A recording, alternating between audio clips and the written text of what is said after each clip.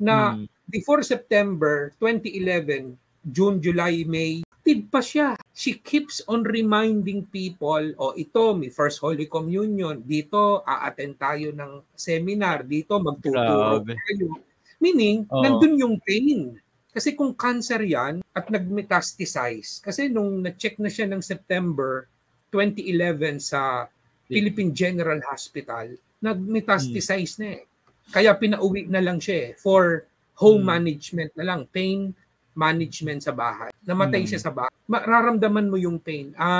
I remember Monsignor Clem Ignacio when he visited Caloring sa PGH. Kasi magugulat ka, Brother Adrian, no? Ang testimony na we need to include that in the biography. Nung nasa ospital si Caloring, pila ang bumibisita. Kaya yung mga doktor at yung mga nurses, artista ba tong may sakit? Pare, madre, tikista, ordinaryong tao. Then siyempre, lahat yun, ito naman testimony nung kapatid. Lahat yon may dalang pagkain, di ba? Lahat yon may dalang mga pasalubong kay Caloring.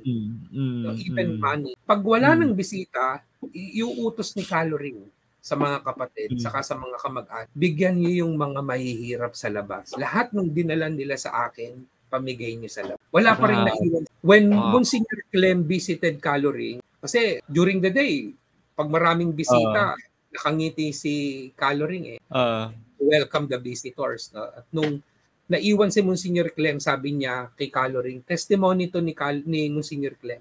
Sabi niya, Caloring, parang wala kang sakit, no? Ang saya-saya mo. Ganyan-ganyan. Silang dalawa na lang to Sabi doon ni Caloring, Monsi, napakasakit, masakit. Pero I will offer this pain to Christ.